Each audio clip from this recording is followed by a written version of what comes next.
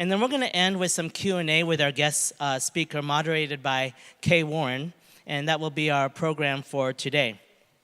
So if you're online on Facebook Live and you want to share today's live stream, just visit www.facebook.com/Kay Warren's page. That's facebook.com/Kay Warren's page. You can click on share, and then click on share on your timeline and post. Just for those of us that are here in the audience, your faces won't be shown, so if you didn't comb your hair or anything, you don't have to worry. It's just the stage that will be online and will be broadcast. You know, years ago, when I was younger, I was 18 years old, and I remember I began to have my first onset of mental illness. Things got worse over a period of about 3 weeks. I began, as you know, many of you know my story, I began hearing voices, I began seeing things that were not there. I began believing irrational beliefs and had a very difficult time accepting help. And so it culminated in an inpatient stay where I was in a hospital for about 2 weeks, a psych hospital, and I was discharged. And after 2 weeks, all these questions came up. What do you need most when you're coming off a crisis? What does it look like to increase in wellness? How can you best support or promote your loved one's wellness? You know, one of the best ways, looking back, I think, to respond to these very important questions is to build a team. And this will be our wellness tip for the month, is to build a team. Well, here's why. The Bible says in the Message version, by yourself, you're unprotected. With a friend, you can face the worst. Can you round up a third? A 3-stranded rope isn't easily snapped. That's Ecclesiastes 4:12. See, you were meant to be in community. When it comes to severe and persistent mental illness, the goal is to move forward in your wellness and recovery journey with others. You know, think of yourself when you're thinking about building a team. Think of yourself, you or your loved one, sitting together, and there's like a wheel, and in that wheel, you and your loved one are in the middle. And there are all these spokes that go out. These spokes kind of represent ways or avenues in which others can support you. And I'll be talking about that in just a moment. But it's important to note that if you are living with mental illness like I am, that you need to be the co-leader or the leader of this wheel, of this team, of building a team. And if you've been hurt and seeking care, I'm going to give you a little note of encouragement here. It's like trying on a pair of shoes. I've gone to many psychiatrists, and some are a great fit. Others are not so good of a fit, but please don't give up if you've had a bad experience, because there is always help and there is always hope. So who do you want on your team? Who do you want on your team? I'm going to go briefly through this, and then we're going to have dialogue about this at our tables. I think there are 7 categories to consider. First of all, you want a doctor, a psychiatrist on your team. And this does not exclude psychiatric nurse practitioners or physician's assistants, because they're good. They're working under the license of a doctor. But certainly what their goal is real simple. It's medication management.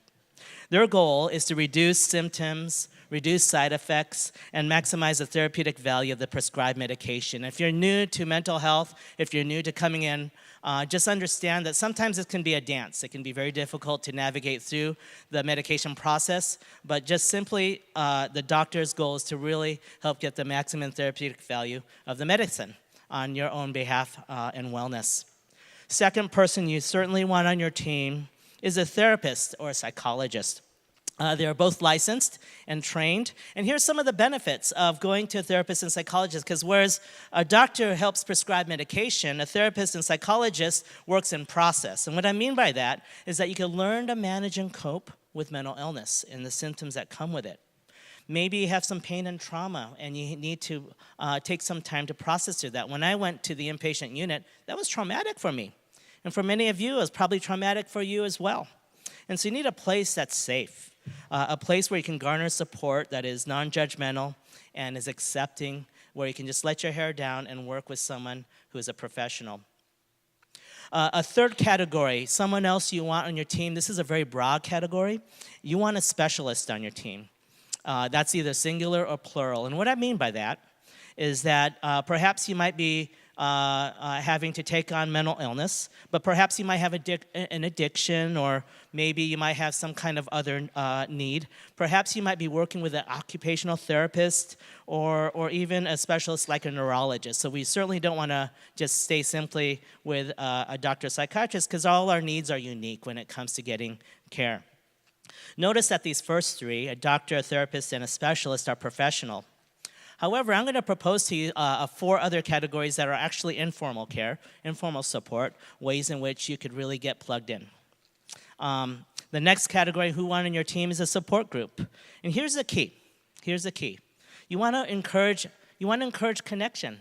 You want to encourage connection, and I know that sometimes it requires some risk to get involved. It could be real awkward, but let me tell you this, let me encourage you that the benefits, and I've seen this time and time again, the benefits can be tremendously amazing. The 5th category of who you want in your team is your family, or what we call your chosen family. Your chosen family are individuals, if you're living across the country away from your family, and you have a group of friends, and that could be your chosen family. You want your family, your chosen family. We know that the research shows that the family can be one of the greatest assets being mobilized in walking with someone and moving in their wellness journey and their recovery journey. Well, we know it's not about the destination, but it's about where you're at and what you experience in the valley. Certainly, the role of family can play a very strategic role. Here's the role of family, and you can probably identify this for family members or friends who have loved ones living with mental illness. You can provide encouragement and support. Sometimes you can be an advocate. You can support treatment. You could find housing. You could solve income needs or help in resolving a crisis. Or you may see if someone like myself might have symptoms that are coming back in, or I'm not really treatment compliant. That's called relapse prevention, where you could encourage your family member to get help before things get more difficult. But most often, as a family member or friend, you might find yourself ministering to your loved ones' practical needs, or providing emotional support, or promoting spiritual care. The 6th person who you certainly want on your team is someone who loves Jesus. So stop with me for a second here and listen. The idea is to connect with someone who is like-minded. That's the idea. Connect with someone who is like-minded. And so, you know, when it comes to help, and you have a friend that you're seeking help with, the challenge can be that maybe they don't know how to sit with you, or maybe the person doesn't know how to care well for you. Well, here's how I would coach you to approach someone who cares. You want to ask, who is someone that I know who is safe and supportive? Who is someone I know who is safe and supportive? And then you want to approach them and say, well, you don't need to solve my problems or fix me. I just need you to listen. Is that okay with you? And if you get someone to say, oh, that's fine, that would be great.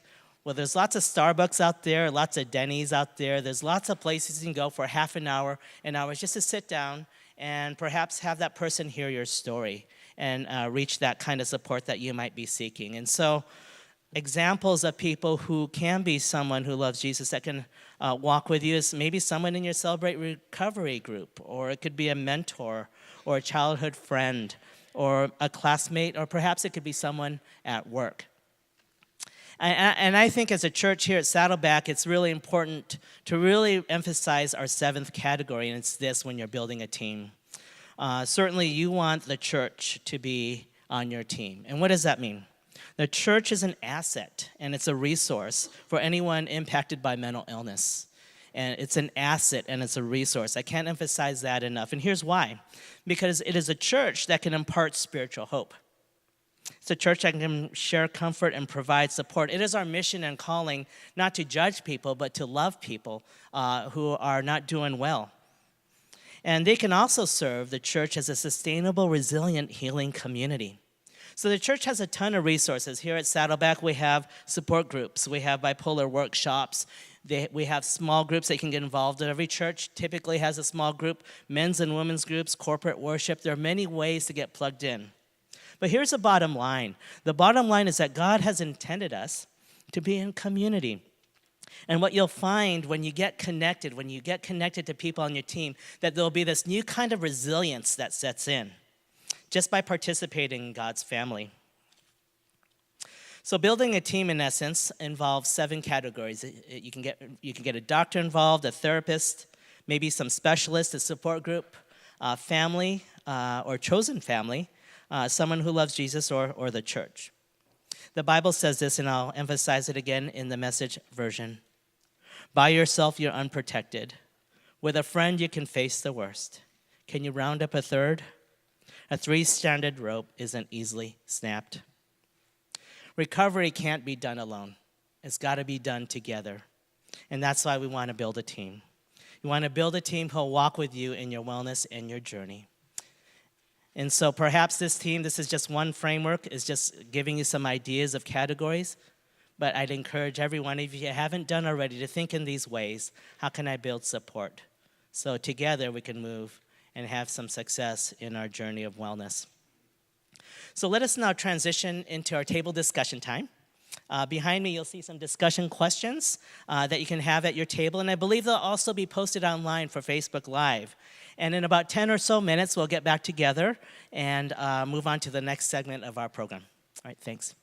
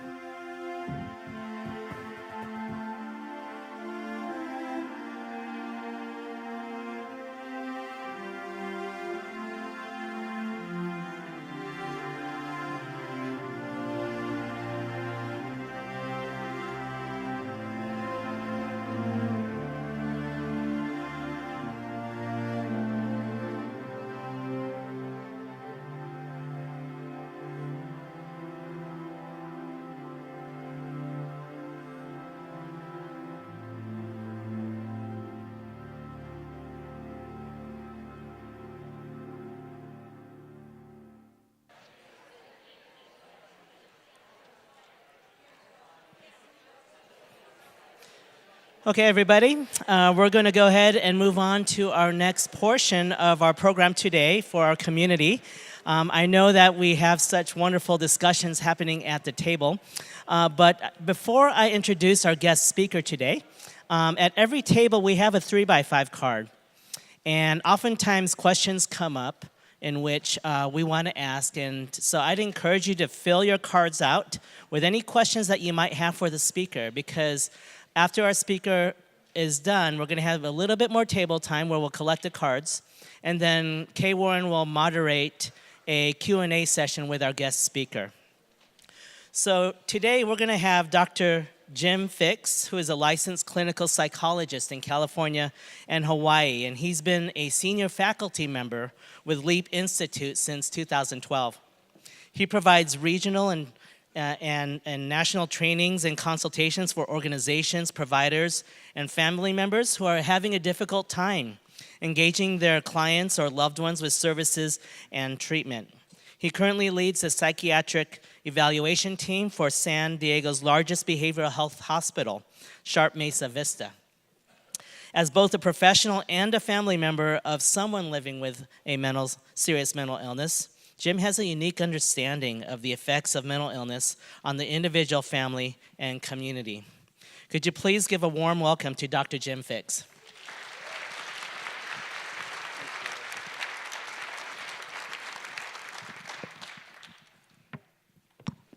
Test, test. All right. Good afternoon, everybody. How's it going there? All right. I'd like to start off by saying thank you for being here today. I'm just tucking my shirt back in. I had my microphone come out of there. Sorry. Thank you for being here. And I would like to thank Kay Warren and her awesome team, Joy and Lauren there, and everybody here for bringing me back here. I spoke at the first mental health and church gathering here a few years ago. So it's an honor to be back here today, talking to you today in the audience and on Facebook Live right now. So I hope that this is informational for you and educational, and you get some good ideas here to help your loved ones out and your family members living with these. Let me get an idea who's in the room today. If you are a family member of somebody who has a serious mental illness, could you raise your hand for me? A lot of hands just went up. Look around, folks. We are not alone, are we?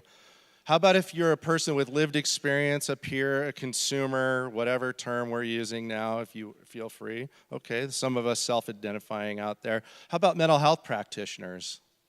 Any mental health folks in the room? Okay, there's 3 of us. That's good. Maybe a couple more. Okay. Any law enforcement officers, corrections officers, legal folks? Oops, not today. Okay. Well, that's good. We've got a great mix in the room today, and I'm glad that probably 95% of us are family members, because that's usually the people who come to our trainings who are desperate for the information that we're going to talk about. I won't spend too much time on that because we don't have much time. The title of our talk today is I'm Not Sick, I Don't Need Help. That's the title of the book written by Dr. Javier Amador, who is the founder of the LEAP Institute and Foundation. Has anybody in the room ever heard those words before from a loved one? I'm not sick, I don't need help. Raise your hands, folks, if you have heard that. Look around again. We're not alone. That's why you're here today, right? Okay, so I am going to see if this works from this distance here.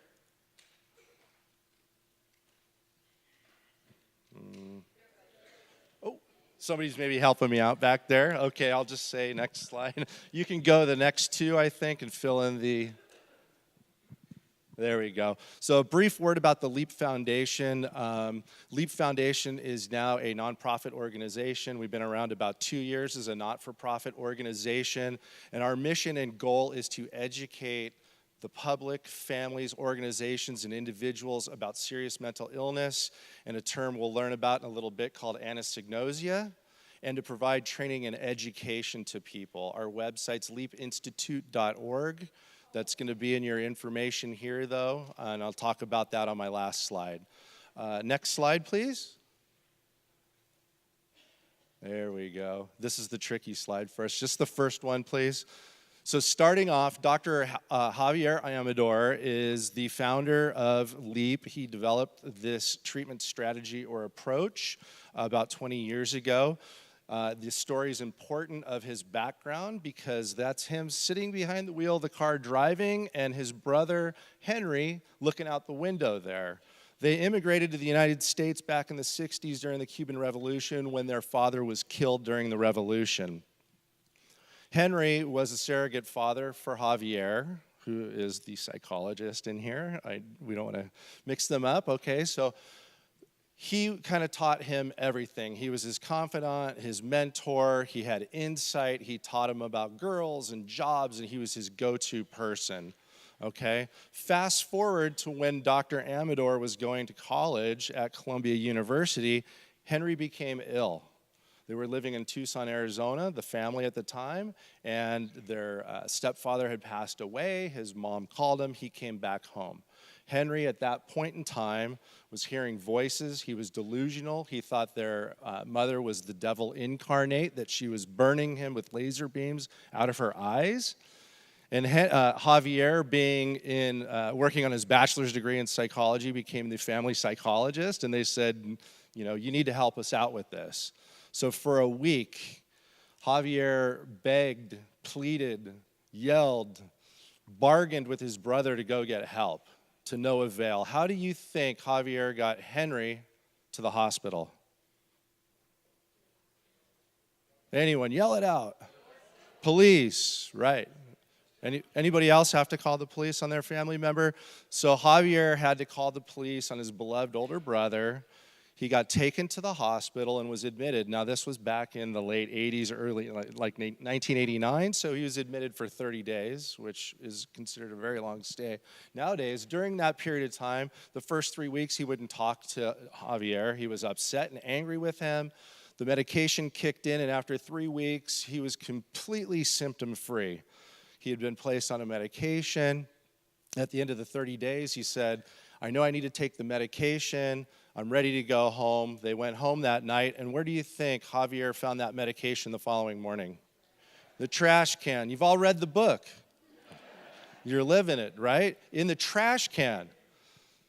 So Javier says, Henry, what's going on? These medications are miracle drugs for you. And he says, I'm not sick. I don't need to take those medications. I'm better now. Don't you believe me? The doctor even said so. And Javier was like, no, he did not. I was there. And Henry said, you're the crazy one. You've been brainwashed by the psychiatrist. That started 7 years. Next slide, please. 7 years of Javier trying to convince his brother Henry that he was mentally ill. You're sick. You need help. You need to be on medications. You have schizophrenia. The doctors have told you that. 30 hospitalizations, most of them involuntary, but some voluntary. And why do you think Henry went to the hospital voluntarily? He's what?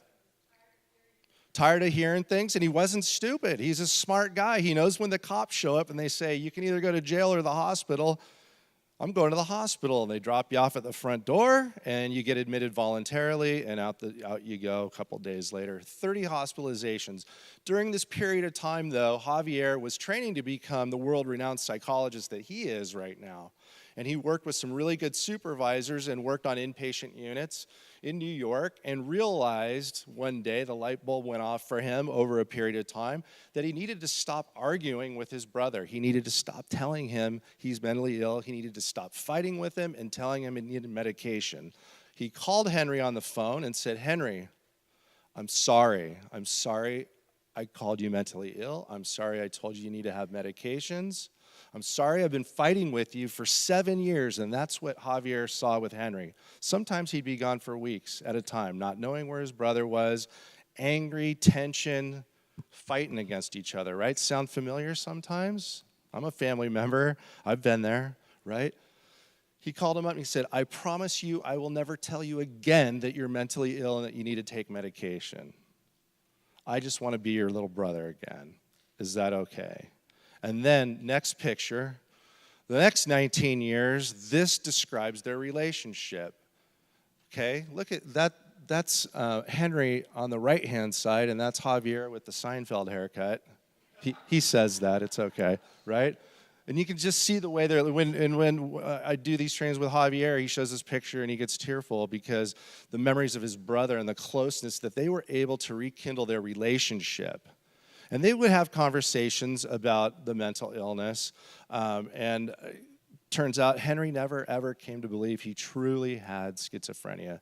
But for 19 years, he stayed on his medication, oral medications, and took a monthly injectable every month because of the relationship he ended up having with his brother. What Javier did is he stopped wishing Henry was somewhere else. He met him where he was. David mentioned it's not about the destination, it's about the journey and how to have that support around you. Javier had to kind of change his mindset to meet his brother where he was. And that's what he did. And going through school and working with Aaron Beck in New York and developing treatments, that's how LEAP came about. I'm going to talk about that in a few minutes. Next slide, please. So denial of illness is in the news every single day, unfortunately, right? There's not a day we turn on the news or online now that we don't see some sort of tragedy out in the world. Some are close to home, some are far away. I'm using this one from 20 years ago because it's less triggering. In our full-day trainings, we have some other slides that we use that are far more recent. But does anybody remember who Margaret Mary Ray was? David Letterman, unfortunately, she's known as David Letterman's stalker. So if you're not familiar with the story, to refresh your memory, Margaret Mary Ray had a erotomanic delusion that she was married to the former television talk show host David Letterman. And she would show up in his home, and when he would get off the set of The Tonight Show, he would drive home, and she'd be sitting on his couch. And she'd say, "Hi, honey, welcome home." And he'd call the police, and she'd get arrested, and she would go to jail. This happened repeatedly. There's video of the judge pleading with her. "You need to get help, Miss Ray. You're mentally ill. You have a problem. I'm tired of throwing you back into jail, back into jail, back into jail." She never, ever accepted the fact that she had a mental illness. She never got treatment, and she just kept she got arrested once driving his Porsche through Connecticut, right? She had this delusion, a fixed false belief that she was married to him, and never knew that she didn't have it. She ended up dying of her illness, and what do you think I mean by dying from her illness? Anyone? I heard suicide. Suicide. She died of suicide. Okay. She ended up taking her life. She knelt in front of a train one day and took her life. What is the suicide rate for persons living with serious mental illness? And this is important for us to wrap around to understand because the consequences of no treatment. Do you know what the percentage is for suicide in people living with schizophrenia and bipolar disorder? It's about 10 to 15%, 10 for schizophrenia, 15 for completed suicides. So the numbers are very high. It's very important for us to engage people. And when we're using techniques and strategies that aren't working, we need to have the confidence to try something new, the hope to try something new, which is what I'm going to present to you today. Next slide, please. So I got a question for you, folks. Can I get the next part of this slide up there? Denial impairs common sense judgment about the need for treatment. Who agrees with me on that statement? If you're in denial, it impairs common sense judgment about the need for services. Do you agree with me? Raise your hands. Most of you agree with me on that, right? Well, I got news. I completely disagree with that statement up there. It's a fake statement, right? It's a trick question, but let's think about it this way. If you didn't think you had an illness, would you seek treatment for it? No.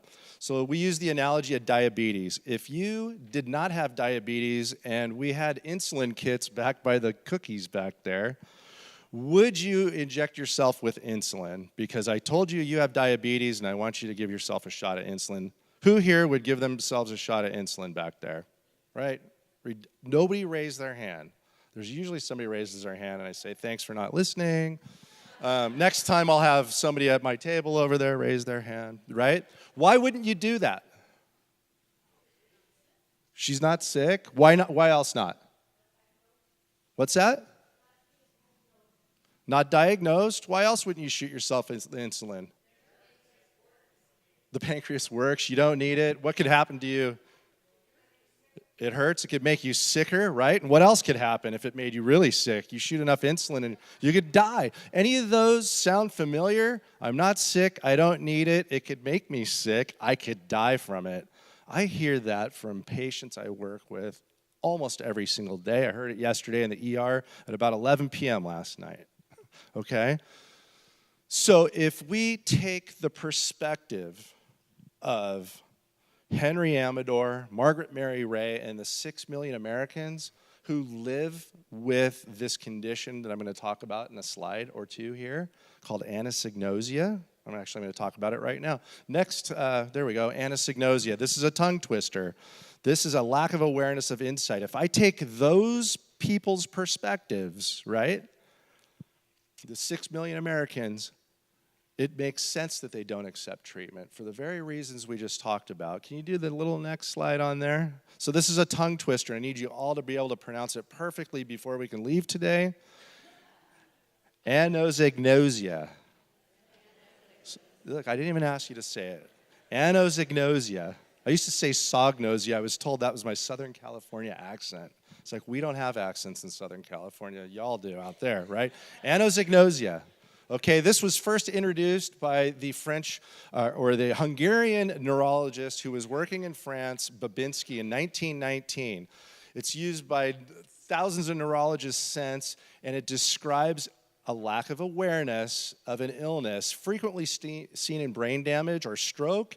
If somebody has a stroke and they're paralyzed on, say, their left side of their body and their arm and leg don't work, and they have anosognosia, they're not aware that they can't move their arm or leg, they'll try to climb out of bed and fall right down. This is very common. We see this a lot. And on neurology floors, patients have to be, strapped in the bed so they're safe, right? So this type of brain damage is seen in mental illness, and we call it anosognosia. Next slide, please. I'm going to tell you just very briefly about some of the research that's been done that supports this. In 1989, Dr. Amador and his colleagues were working on the DSM-4, which I'll talk about in just a second. They did the field trial studies for schizophrenia. So they did big, huge studies at 7 different locations throughout the world. And Dr. Amador was in New York working at Columbia University and keenly invested in insight because of his brother, right? And he was able to put an insight awareness scale into the DSM-4 research trials. This is the results that they came up with. They looked at what research had been done on anosognosia and lack of awareness, or you might hear lack of insight. We're now using lack of awareness is kind of our newer language on that. And they found 10 empirical articles. And back in the day, about 80% of people in those articles had a lack of awareness that they had schizophrenia or other psychotic disorders at the time. What they found was about 60% of the people were either completely unaware or moderately unaware that they had schizophrenia, right? They just had no awareness or insight into it. The takeaway from that is about half of these people, our friends, family, loved ones, and ourselves who have schizophrenia and other spectrum disorders are not aware of it. Since this study, there's been more than 300 scientifically, empirically validated, replicated studies that show the exact same thing. 50% of people with these disorders have a lack of awareness, either full lack of awareness or very moderate lack of awareness. So that's going to be impacting them to go get treatment and services, right? Next slide, please. Interestingly, during the same studies, they looked at, are people aware? Maybe they're not aware they have schizophrenia, but shouldn't they be aware they're hearing voices, or that they're delusional, or they've got a lack of motivation, or that they have flat affect? We find the same sort of results there. The folks that are having these symptoms, who have anosognosia, are unaware of the symptoms themselves, and that's been replicated again and again and again. Next slide, please. So let's talk about insight and how that impacts treatment and adherence to treatment, which can include medication It can be supportive housing. It can be vocational. It can be going to a clubhouse. It can be seeing a therapist. It could be a support team like David talked about. Awareness of being ill, the insight or awareness, is the number one, is the top predictor of the top two predictors of long-term medication adherence. What do you think the other top predictor is? Don't look at your slides. Anyone? A support system, right? David primed everybody for that. What kind of support system, though? I mean, Javier was Henry's support system, right? He was his brother trying to get him in the hospital. He was begging, arguing, and calling the police at that time, right? Those were the tools in his tool belt at the time. So support systems, certainly. What else would be the top predictor? Yes, ma'am. Somebody they trust, right? You guys are hitting on it. Somebody's reading my slides, right? What else would be a top predictor? Anyone? Medical? In what sense? Having a psychiatrist?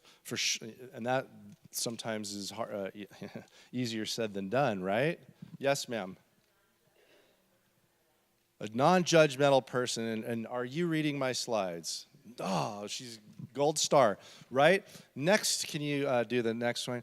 It's our relationship, and it's a specific kind of support, right? Us therapists use out that term, the therapeutic alliance, right? But it's a specific type. You said community support or support, right?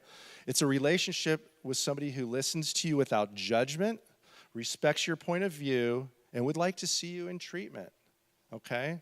That sounds really easy to do, okay? It sounds easy to do, right? If I would have told Dr. Amador, hey, go home and do this with Henry and everything's going to be great, right? It's hard to do, but it's a specific, special type of relationship. Keep in mind, folks, that I'm talking about not only people with anosognosia, but we're talking about people who you suggest to them that they might be living with a mental illness and that they might benefit from treatment, who don't think they have it and will never be able to be convinced despite evidence, videotapes, hospital records, court records is not going to work, okay? How can we get them to actually accept treatment and services? That's contrasted with the person who calls me on my phone in the office and says, Dr. Fix, I'd like to make an appointment to see you Saturday afternoon. I can pay a cash rate of hundreds of dollars, and I'm going to, fly in from Vancouver and see you. That person's very motivated, right, to come in for treatment with me. So we're talking about specific people, but we also know when we look at the research on adherence to medication, even people who have insight and know that they're mentally ill don't take their medication very reliably either. We have the worst compliance rates out of any disorder out there. Okay, so it's very important that we develop that relationship. Next slide, please.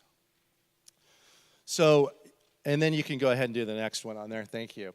Insight and adherence. This is sort of our LEAP motto right now, and I tell people if I were to get a LEAP tattoo, this would be the one that I would get, right? We never win on the strength of our argument. We win on the strength of our relationship. And I can give you a very quick story on this or an illustration of that. We're never going to be able to convince people that we're right and that they're essentially wrong and get them to do something. I'm actually going to forego that little story there in the interest of time, but I want to let you know that we're trying to develop a relationship where the person trusts us, where we're non-judgmental, and we're going to lead them to treatment. When David said it's not the destination, it's the journey, we're developing a relationship for the journey there, okay?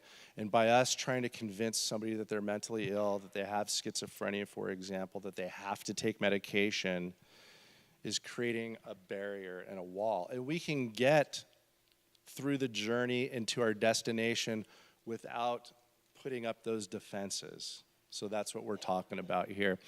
Can we go to the next slide, please? So, what are our frontline treatments then for these disorders that we're talking about? Schizophrenia, schizoaffective disorder, bipolar. What's the frontline treatments? Yell it out. Don't look. Drugs. I heard drugs back there. But next piece on there, it's our relationship with people, right? It's really easy to forget that it's our relationship, that this is science-based, evidence-based, that it's our relationships, that we've got to build that relationship first, particularly with the group of folks that we're talking about today, all right? It's really hard to kind of forget that medication is the frontline treatment.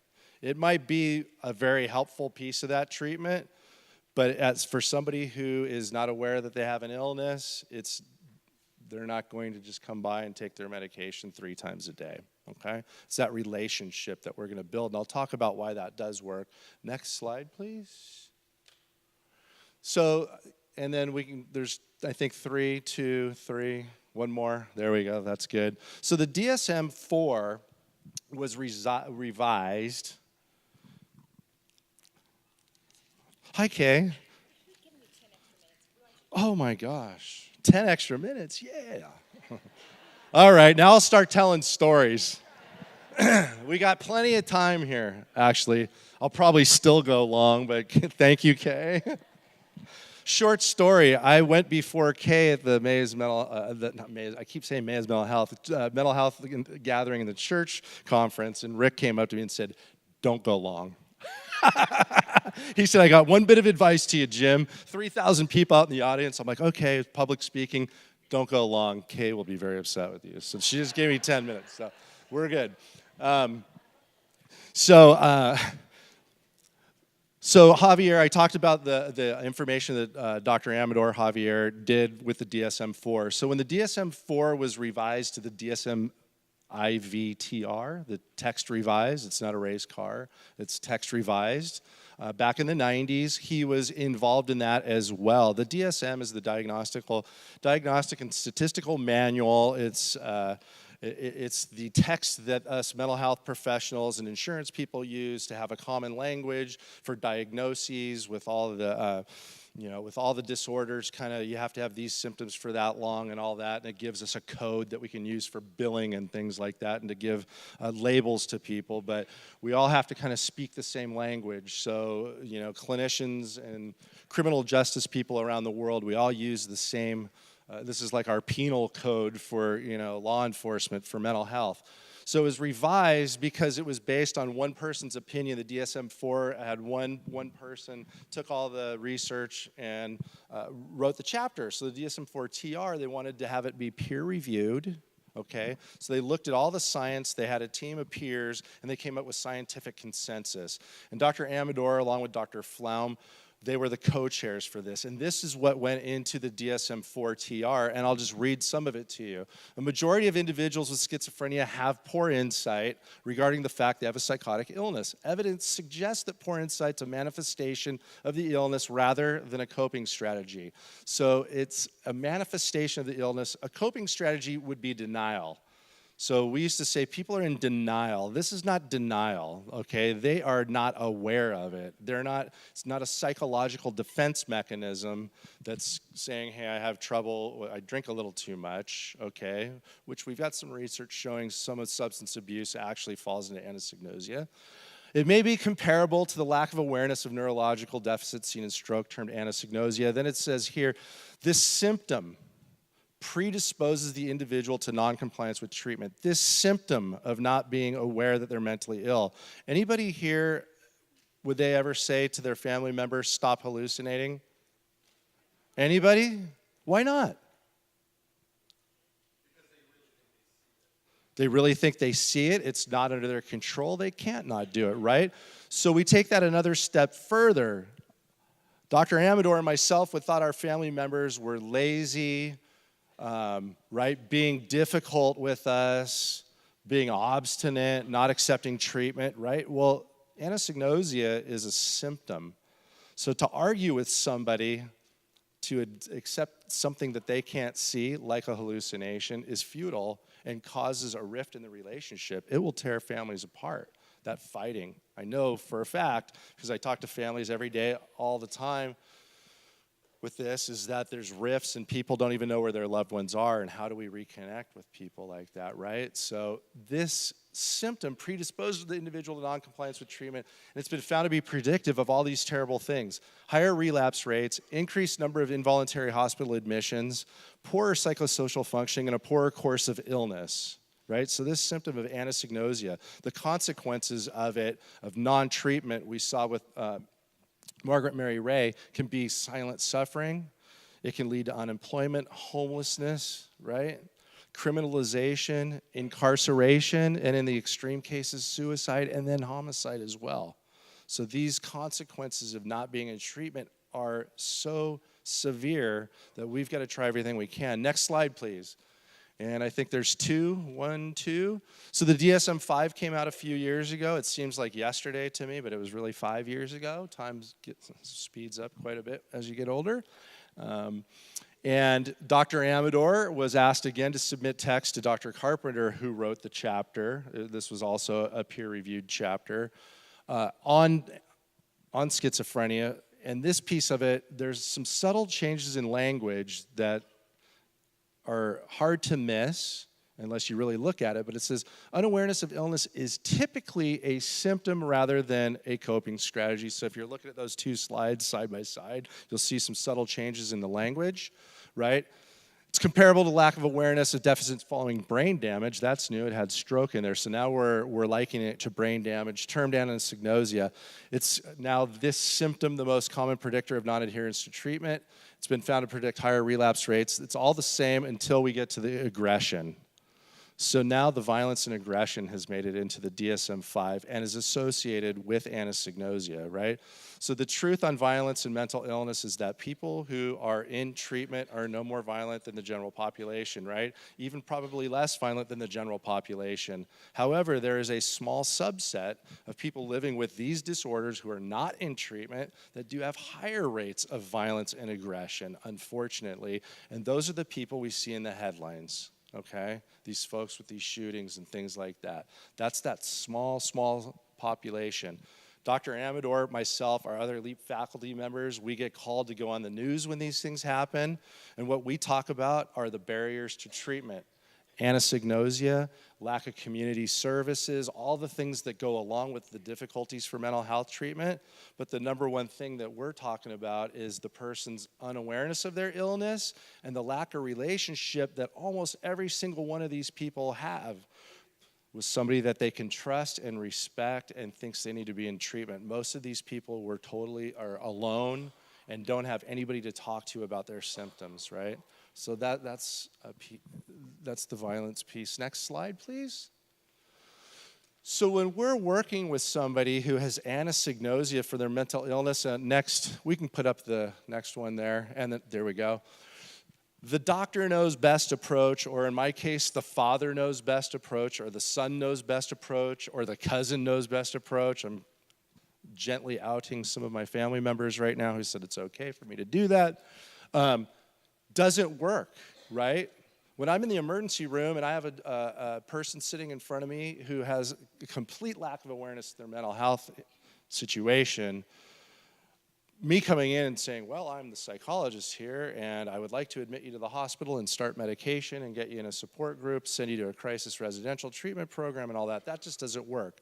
Because collaboration is a goal with somebody who doesn't think they're ill. It's not a given, not like that person who calls me and is going to fly from Vancouver to my office for a consult on Saturday afternoon, right?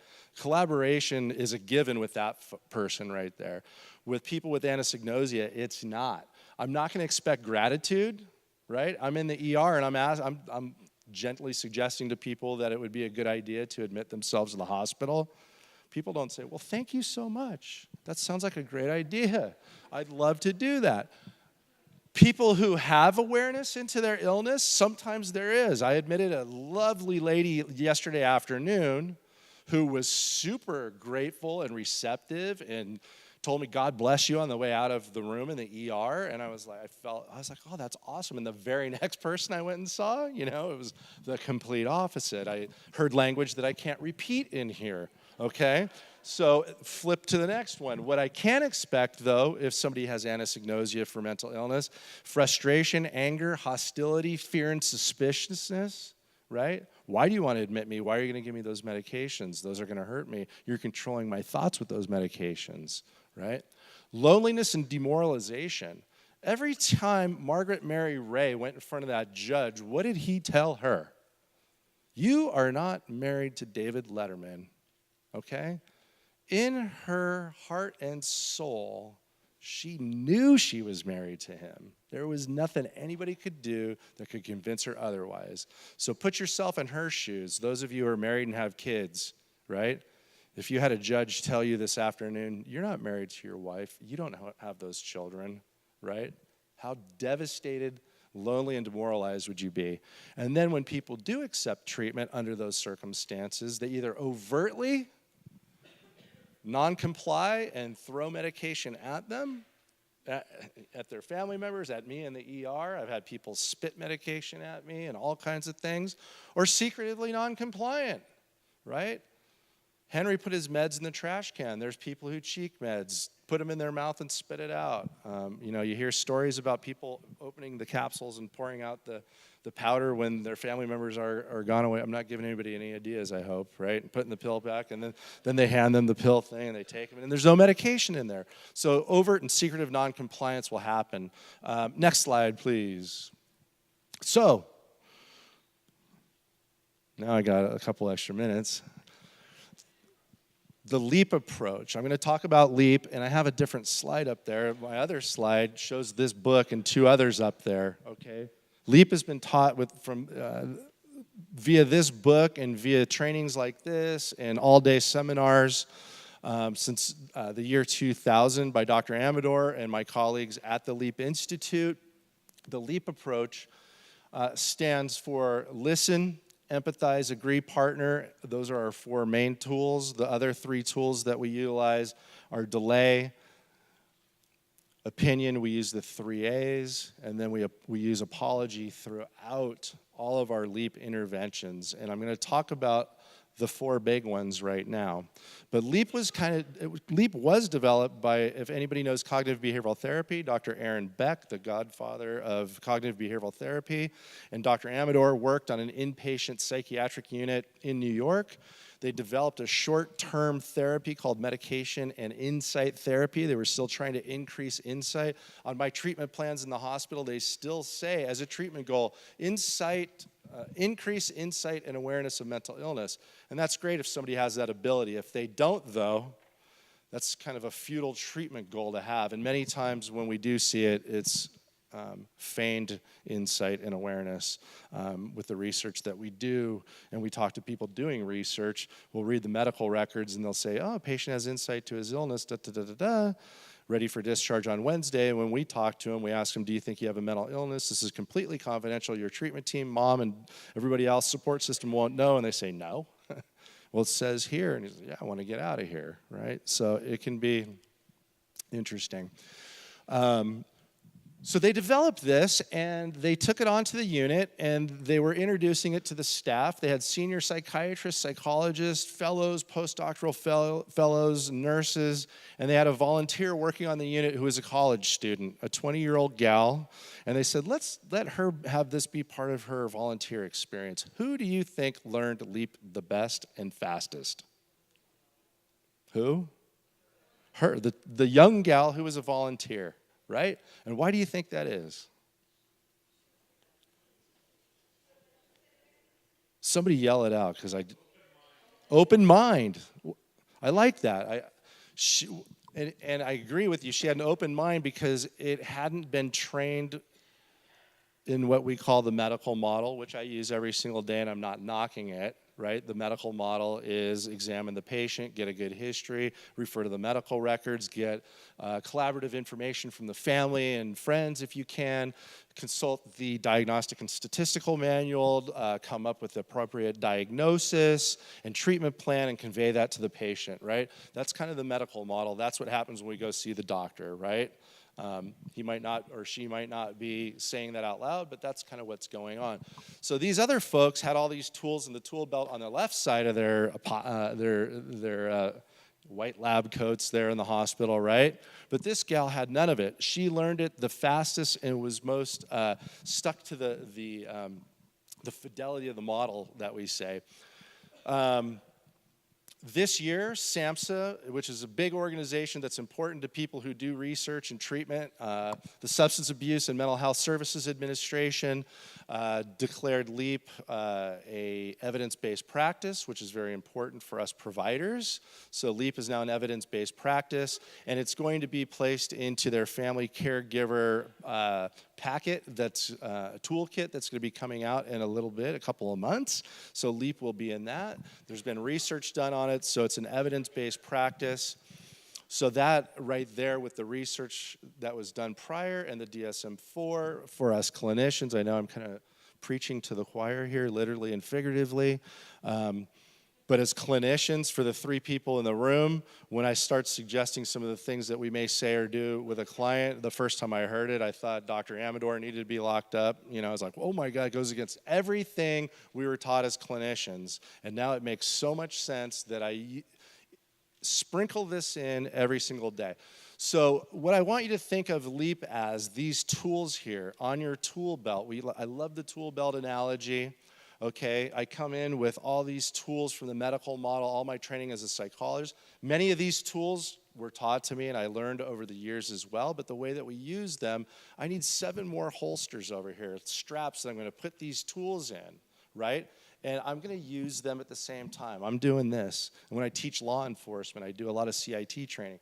Like, you guys have tool belts. You need to be using the appropriate tool at the right time. And how do I know what tool to use when I'm working with somebody?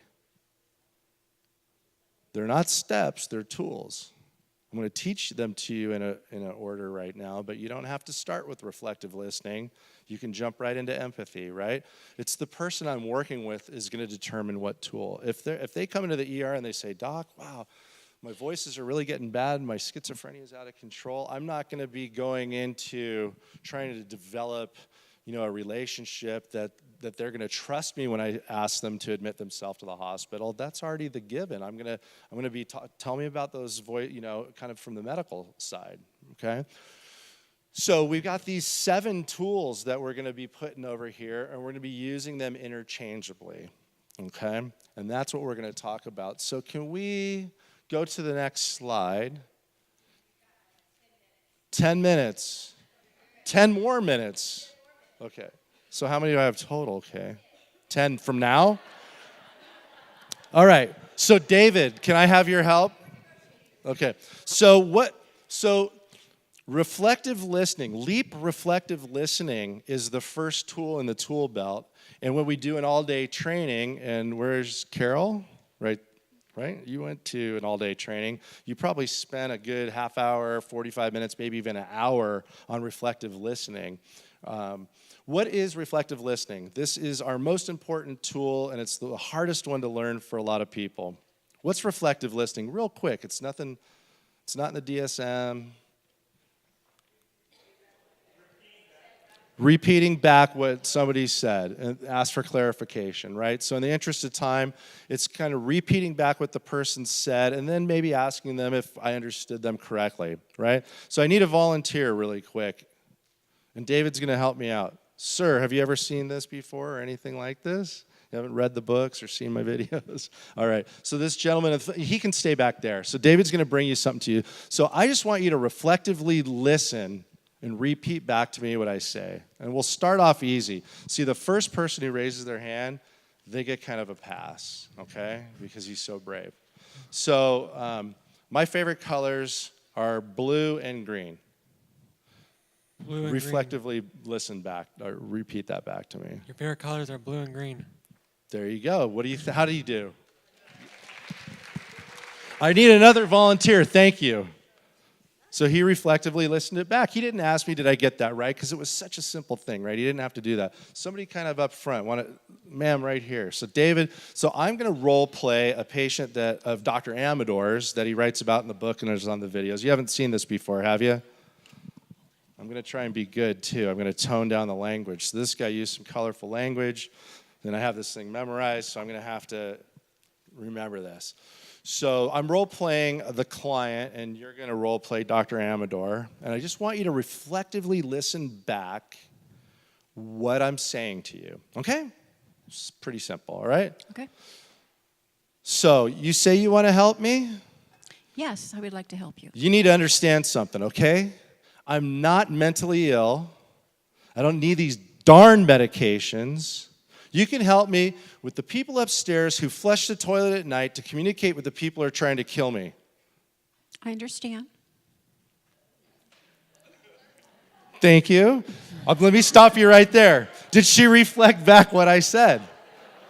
She tried, and on my other slide, my long slide deck, I put up our old common habits that get in the way of true reflective listening, okay? And those common habits, I'll tell you what they are. They're omitting things. She omitted, I'll just give you a hint right now, a few things, right? And she said, what did you say? I want to help you.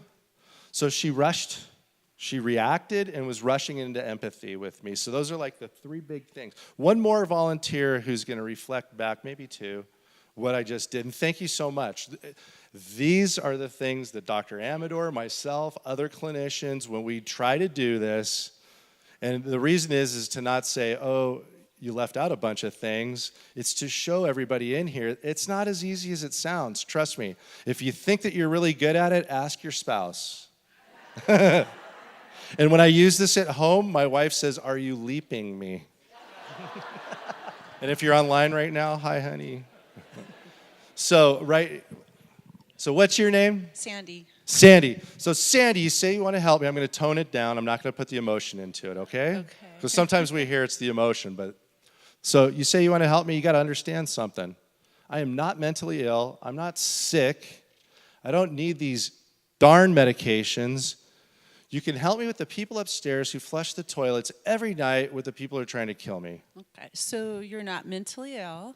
You don't want the meds, and you think the people upstairs are communicating with other people through toilet flushing. Thank you so much. That was pretty good, right? But I'm grateful that you showed us. There was Hold one on. But I'm grateful because you showed us some of those common old habits again, right? You actually omitted several things, and then you diminished as well. Call it making weak tea, right? And help me out with it. She said that I'm not sick, which is a good one. Us clinicians are very loath to say that to anybody, right? We don't, and there's a lot of reasons why. And then you said, I don't want the medication. I don't need these, and he used other language, darn medications. So we diminished it, right? We didn't want to jump all the way in there. And I don't know why you did that today, but in talking to people over the last decade about that, I have suspicions why. Okay, and then there were some other things too. So in the interest of time, thank you. We're going to stop right there, okay? And then she said something about the people upstairs. I forgot exactly how I think, no, I know, they're trying to kill me. So I think that was another form of diminishing. And I had asked for your help with them upstairs, right? So that example, this would be a leap, reflective listening of that. So Jim, you're telling me a lot. Hold on for a second. You know, he's yelling and screaming, right? So what you're telling me is you're not mentally ill. You don't need these darn medications. You need my help with the people upstairs who are communicating with the people who are trying to kill you. Do I have you right? Do I understand that right? And I left something out on purpose, okay? The toilets were the mean of communication. I left out flushing the toilets because we don't have to put back every single little detail, right? When Dr. Amador was working with this guy, he knew the biggest issue was, I'm not mentally ill. I'm not taking these darn medications. I need your help, Dr. Amador, with the people who communicate with the people who are trying to kill me. I need you to write a letter, da-da-da-da-da, right? So that's where he went with. So, and people are going, man, that is a really complex example. What are the limits of short-term memory? 7, right? That's why our phone numbers are, 3, right? 7. That only had 5 elements. I'm not sick. I don't want these darn medications. I need your help with the people who are flushing the toilets to communicate with the people who are trying to kill me. There's 5 elements there. We spend almost an entire afternoon on this exercise going around. It normally takes 11 to 13 times before somebody repeats it back in a leap reflective. This is when we're training people like myself who are trained to do this. It takes professionals that long to get it. So I'm grateful to our volunteers, and we illustrate that, right, to show you how difficult it is. Imagine your particular situation.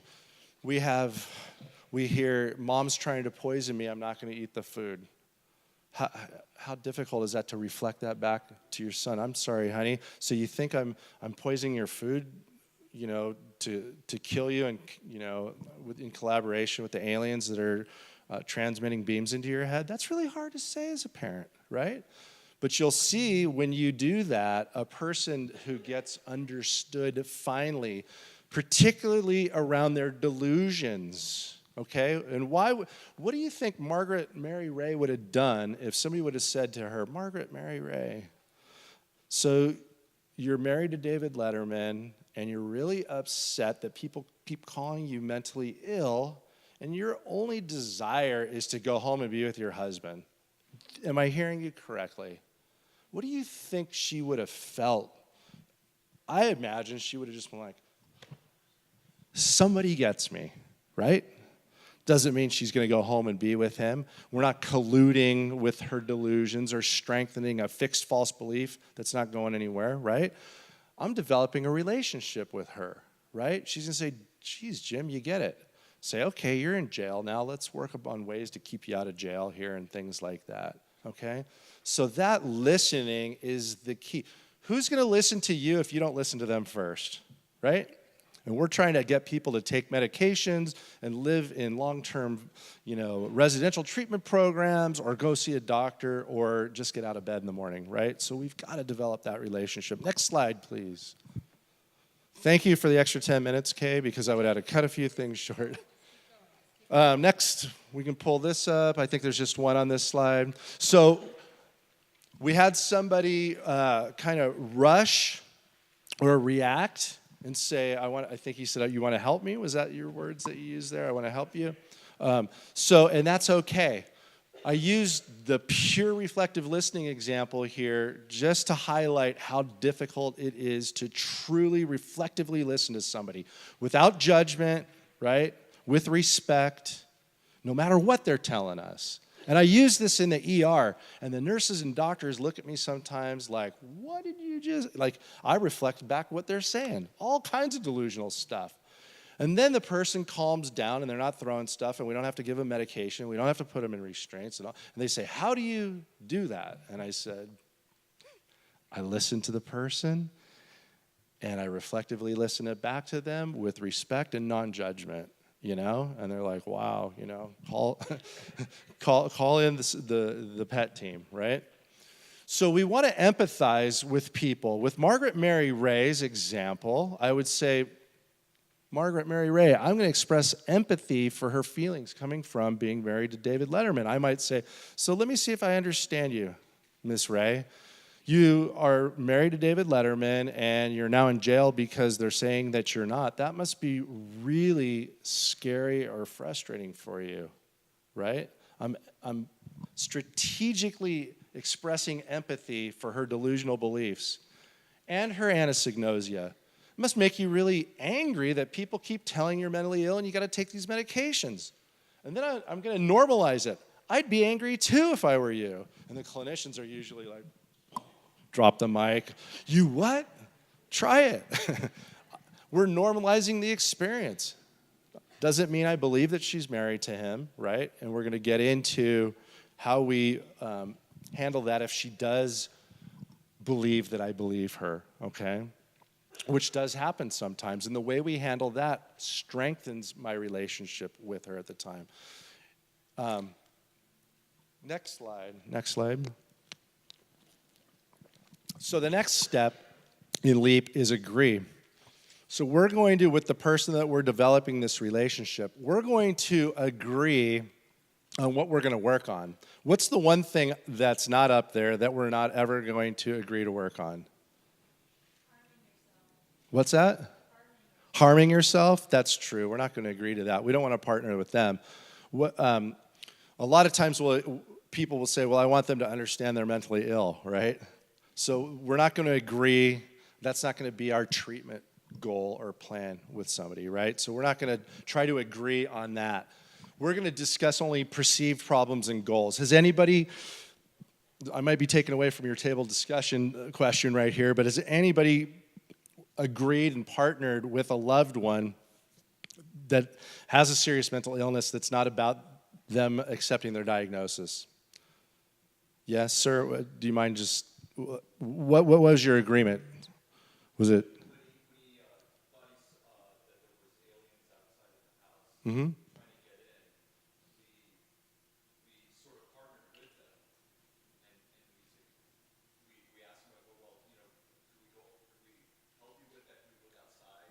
Okay. Right. Okay, so they had aliens, like a delusion. There's aliens outside, and went outside to look with them and tried to figure out how to keep him safe. So there's an idea. The other ideas we hear, Margaret Mary Ray's case that I keep referring back to because we've only used one example here today, would maybe be how to not get arrested. Margaret Mary Ray probably wouldn't agree that she had schizophrenia and that she needed to take medication at that point in time. But if I were working with her and she didn't bring up something that would be workable, I'd probably ask her, well, I have a suggestion. Would you like to hear it? And she might say, sure, or she might say no, right? But if she said yes, I would say, let's work on a way to keep you out of jail. Would that be a good idea? And she probably at that point, when she's incarcerated, would say, yeah, I'd love to stay out of jail. How can we do that? Well, what sort of things are getting you in jail? We start working on that. We're going to review advantages and disadvantages, almost like a cognitive behavioral therapy cost-benefit chart. If we're talking about medication, what are the benefits? Okay, the person we're working with, right? We'd put on the plus. If they can't think of any, we put nothing. What are the negatives? We'll hear all kinds of negatives, right? There's side effects. They're expensive. They're this, they're that. They remind me I'm mentally ill. We write those up there. There's no positives. We could put the paper away and revisit it, or we could ask if we're not asked by the person, and frequently we are. What do you think the advantages would be? You might be a little less anxious at night, and you might sleep better, right? I'm not saying because you have paranoid schizophrenia and you don't sleep at night and you scream and yell at voices that you hear that aren't real. Saying it might decrease the anxiety a little bit. You might want to try it. We reflect back and highlight the perceived costs and benefits with people. So we're just agreeing. Next slide. Well, that's a highlight point. But we can agree to disagree on a lot of things, okay? Agree to disagree is a good one. And that's an important piece. Agree to disagree, okay? The person may ask you if they have a mental illness, and we always try to not answer that question for a very long time until that relationship's strong enough to handle it, and then we offer very specific ways to do that, and then we ask people, hey, we are aligned on so many different things right now that I don't want this to be a tripping point for us. Can we just agree to disagree on this right now and move on, and we don't need to talk about it anymore? That's, I'm interested in how to keep you in your apartment so that you're not homeless, that sort of thing. So next slide. And then partner. So partnering is us working together towards those things that we can agree on, okay? They're kind of like, they're almost like cousins for each other because we've got to find that common ground that we're working for, and then we need to partner together. What can we do as this person's support system, right, that David talked about? As a father, how can I partner with my daughter to keep her healthy, okay? And there's certain ways. I pay the co-pays, pay the medication, I stay working at the hospital so I have good insurance, right? I pay the gas money to go to the intensive outpatient program and the car insurance so she can get herself there, right? Those are some partnering things. Dr. Amador partnered with his brother. His brother wanted $5 a day so he could go get a hamburger and buy a pack of smokes every now and then, right? But Henry was such a nice guy that whenever he got money and he was living at his board and care, when he'd get a check for $50, his roommates would say, "Hey, I need some money," and he'd give him the $50. So one of the things they partnered with was Dr. Amador wanted him to go to the clubhouse and check in with his case manager on a daily basis. So he sent a check, this is back in the day, we didn't have Venmo then, right, for $5 to the case manager. And when Henry showed up, and Henry was upset about it for a while, and Javier just said, "Listen, you give your money away, and every now and then you might buy some alcohol, and I don't want you to have too much money at once, and that way you don't have to tell your roommates that you're not going to give them money. You just say, 'I don't have any money.'" So that it worked out, and over time, so when he would check in, he would go to the clubhouse to check in. Sometimes he'd stay there 5 minutes. He'd get his check for $5. He's gone. But what really turned out is he hung out there for 3 hours a day on average with those mentally ill people, because he never truly came to believe that he had a mental illness. So that was a way to partner with him on that, just so that Dr. Amador, who's living in New York and his brother was in Tucson, he knew that he was going and checking in and being connected with his treatment team. So partnering, we move forward on the goals, we agree on that we can work together.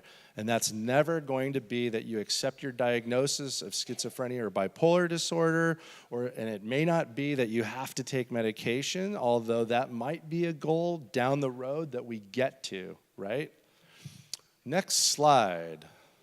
So I bring it home, just on time, I hope. I want to thank you. I want to direct you to our website, leapinstitute.org.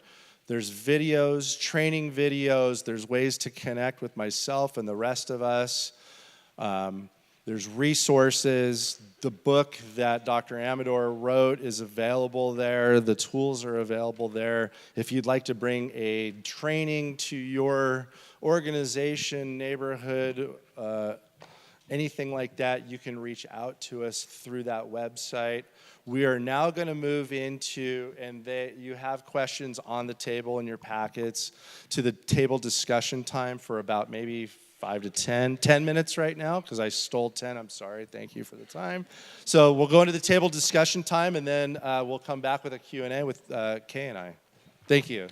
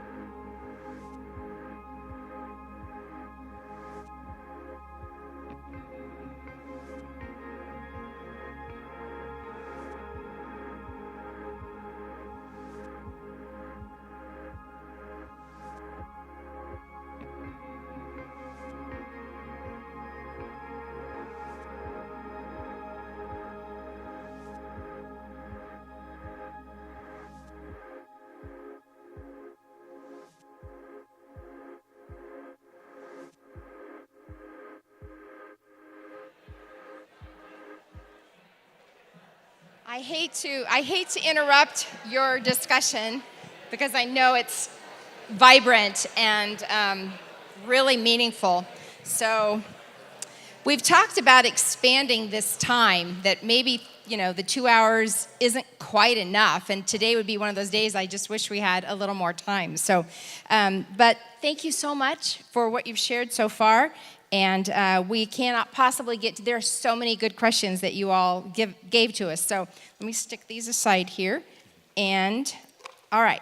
So you said that you had something you wanted to say right off? Yeah, I'm going to start with using LEAP right now, and I'm going to make an apology. I got a comment here that much of the discussion was geared towards family, and some of the language that I use, phrases like they, them, and those people can be shaming or embarrassing to those living with mental illness. That's for sure not my intent, and so I just want to say I apologize. And sometimes I do intersperse us, as being in that group. So whoever wrote that, duly noted, I apologize, and I will learn from that. Thank you. When I was sitting there,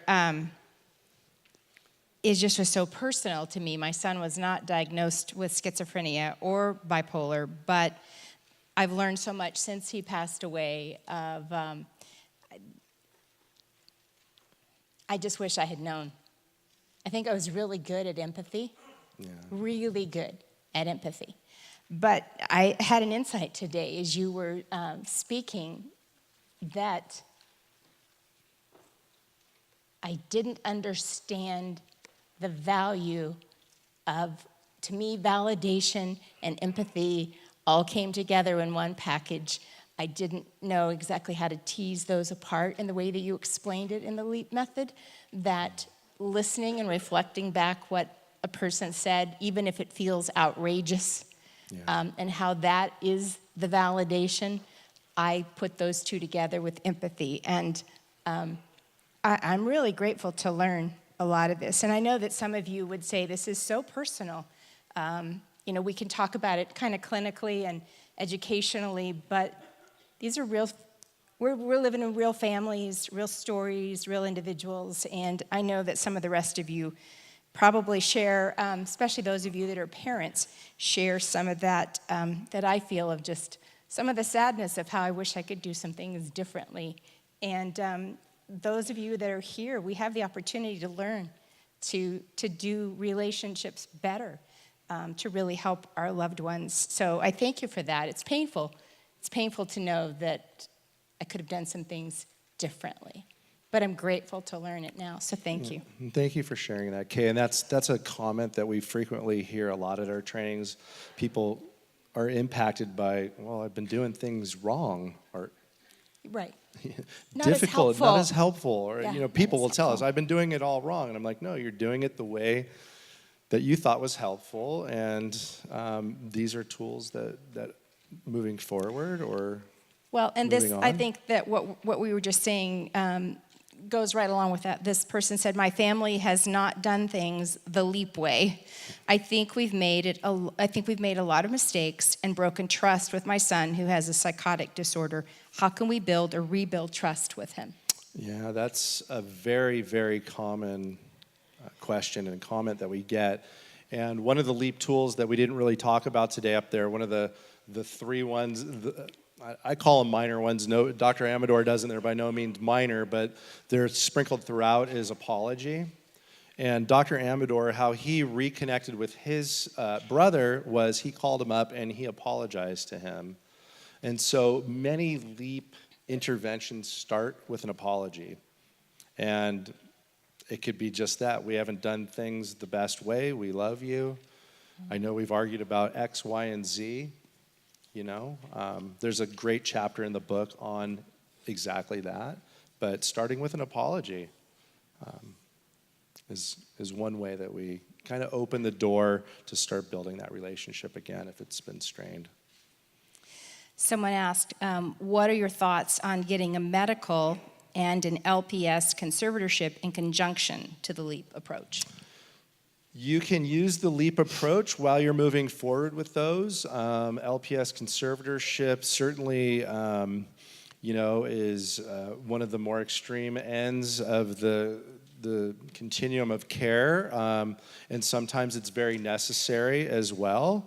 Not to get into controversy over conservatorships and assisted outpatient treatment, but there are those cases that it is appropriate and we can use the LEAP tools while we're doing that. I'm not sure if there's a specific way in there, but you can certainly, again, to use Javier and Henry, he apologized for having him hospitalized 30 different times. You know, it's particularly that first time. So we can use the LEAP tools, but sometimes 5150s and LPS conservatorships are indicated and life-saving. So use LEAP while you're using anything. This is an adjunct to cognitive behavioral therapy, psychiatry, whatever you're using or not using. These are other tools, so this can be used with anything. It was really born out of motivational interviewing for those of you who know what that is. So. And I know we're moving quickly on these. How do you talk to family who try to help but do not want to learn about mental health? Basically, they want to do an intervention for drug abuse but do not want to learn about the underlying issues that mental health issues. That's a good question. How I would talk to that family is that if you want to increase the odds of a successful intervention, and when I think of intervention, I think of a kind of point in time, we're going to get you to the hospital and everything's going to be resolved, which is not the case, unfortunately, usually. So it's more of a journey or a process, as David mentioned earlier, it's that journey to the destination. So letting them know how important it is to have the appropriate family support. NAMI Family to Family is a great program that I refer people to, the support here. So I let them know the chances of it succeeding without their appropriate support, it's not as high.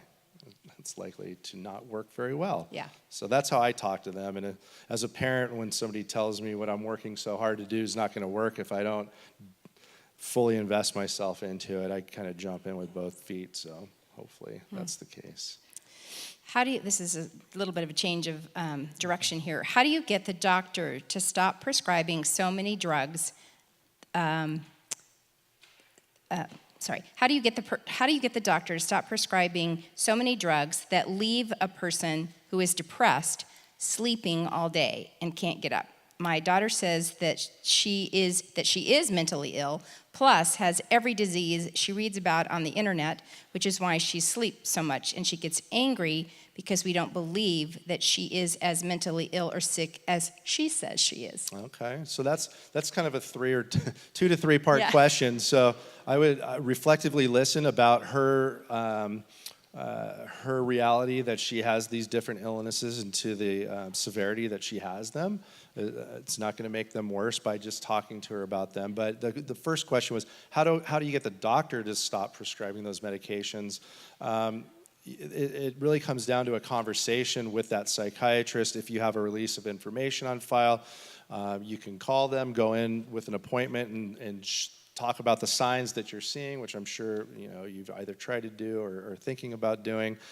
If you don't have a release of information that your daughter's signed, I always recommend people type a very concise 1-page or less letter to the treatment team that you can fax to the hospital, the doctor, the therapist, or whomever. I admit a lot of people into a behavioral health hospital, and a lot of people who are being admitted don't want their family, with HIPAA and other confidentiality laws out there, don't want to have communication with their family. And as a healthcare provider, I'm very limited in what I can talk to a family about if the person's telling me they don't want me to.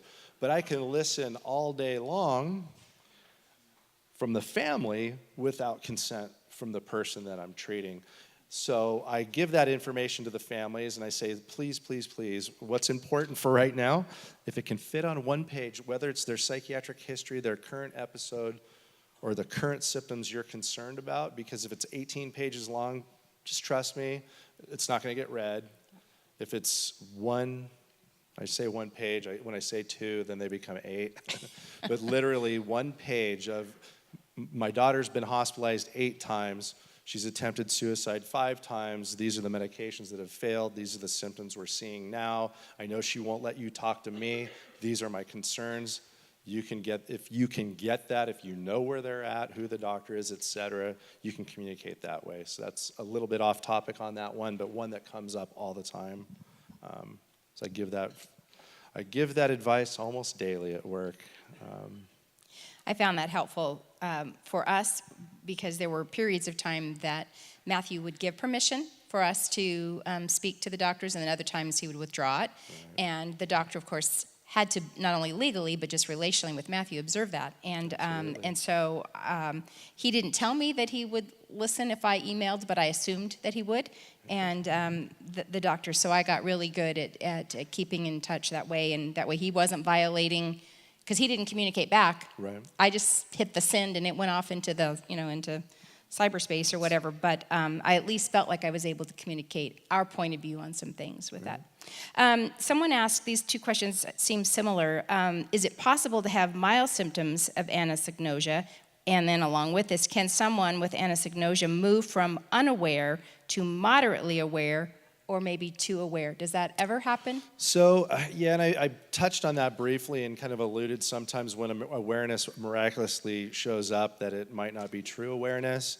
With schizophrenia, the long-term studies are showing that anosognosia is a long-term symptom, much like the negative symptoms of schizophrenia that don't respond well to medications, and that its level typically will stay consistent.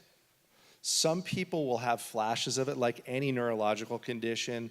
You can have, some of that come back, but it's usually very short-lived, and it's usually not full awareness. Contrasted, though, and I didn't, in our all-day training, we make a point of this, with bipolar disorder, a lot of people with bipolar disorder who get on medication, are stabilized, they will get full awareness of their disorder, and it will stay there until they relapse into symptoms or off their medication. Then they can actually lose it. So it can wax and wane far more with bipolar disorder than with schizophrenia, although, clinically I've seen a few cases where it changes mildly. It can, but it's not miraculous. And when you have miraculous ones, it's usually the person is figured out, well, if I tell people what they want to hear, I'm going to get out of the hospital, or I won't have to do X, Y, or Z, or something like that. So is there a simple way that you could tell us that you can distinguish, as family members, we can distinguish between denial and anosognosia? It's kind of over a period of time. If a person is denying that they have a problem, they're denying symptomology like that. So there's not a simple way, but it's over a period of time, and we tell clinicians over weeks, months, and years, if we're still trying to increase insight and awareness of their mental illness and it's not happening, it's anosognosia. Okay. So it's not real simple, but... So probably time. It's time and asking them and, trying to dig through and question them about their illness and what they view it as. Those answers will probably give you a good idea of whether they think it's a mental illness, or if they're hallucinations, or if it's a delusion, they're going to believe that they're married to David Letterman, for example. So that's going to be, some obvious. cases are clear as day, and other cases not so much.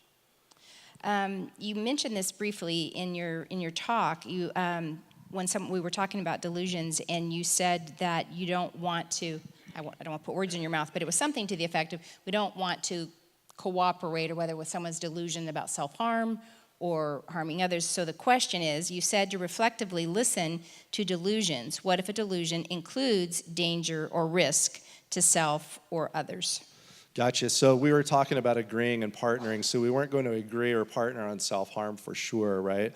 But if a person had a delusion about suicide or homicide or something like that, we would still use the reflective listening. We know that, and the big sort of concern that we'll hear from clinicians and other people is we don't want to support their delusions. If I said, okay, so you think that there's aliens outside that are reading your brain right now, and you had that delusion, that certainly wouldn't strengthen it or make you believe it more.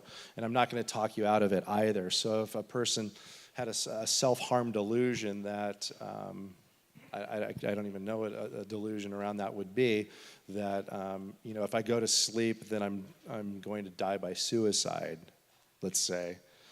then I would just reflectively listen that back. If somebody's having delusions about self-harm or harm to other people, though, I'm just going to say pay attention to that, and they need to be evaluated by a professional immediately. That is a very high-risk warning sign right there, and if I saw that in the ER, I would strongly be considering admission, not knowing anything else, though, but those would be a pretty severe warning sign right there. Can a person who has anosognosia successfully live independently? 100%, yes. That's good. The short answer is yes. People with anosognosia, with serious mental illness, some people can live independently, other people need supportive, but people do it every day. Everybody's different, but a lot of people are living very, very independently and successfully with mental illness. The majority of people who live with these disorders are doing very well. So yeah, with appropriate support, whatever that support, treatment, and services is, people can. Okay, right. Not everybody does, but most people have that ability. So we want to instill hope right there. Absolutely. Well, we'll just give you the last word here as we wrap up. Is there anything else, just as you finish, that you didn't get to say, or you'd really like to make sure we walk away with? Know that you're not alone, that there are resources out there to help you, including here in this venue right here. If something resonated today with you about this approach and you've been trying another way and you've just been hitting your head against a brick wall and it's not been working, I invite you to try something different. Einstein's definition of insanity is trying to do the same thing over and over and over and expect a different result, and that's where I came to LEAP. I've seen personally and professionally huge strides and successes using this sort of approach and by developing the relationship. And I think there was one question, it says, how long does it take to develop trust? Yeah. I develop trust in the ER sometimes in 10, 15 seconds.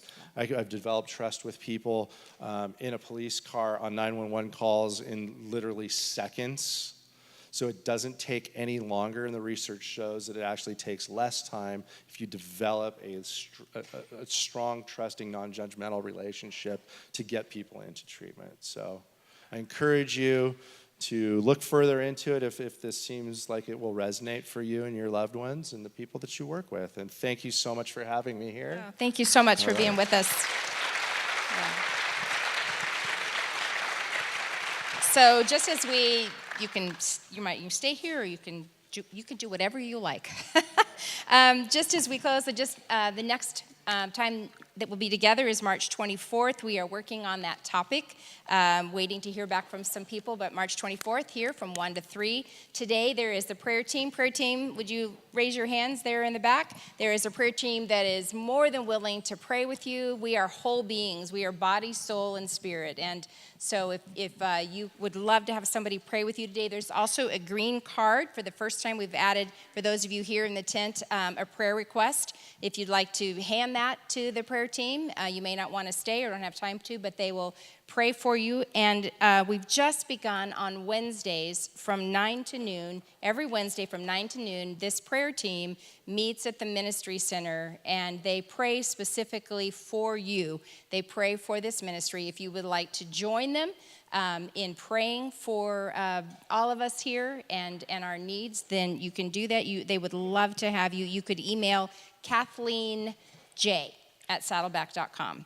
And we're always looking for more volunteers as the group grows. We need, tablecloths and candy put on the table and welcoming people, greeting people, being a part of the resource table. Wave at the resource table back there, Majida and Ben. This book that Dr. Leap has been mentioning is available here as well. The I'm Not Sick, I Don't Need Help.